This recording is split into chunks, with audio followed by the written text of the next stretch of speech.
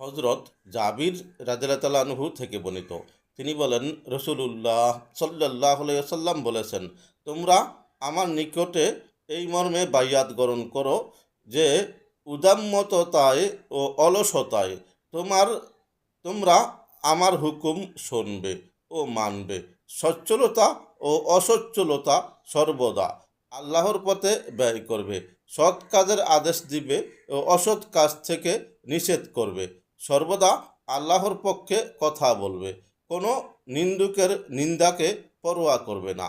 আমি যখন ইয়াসরিবে মদিনায় আগমন করব, তখন তোমরা আমাকে সাহায্য করবে।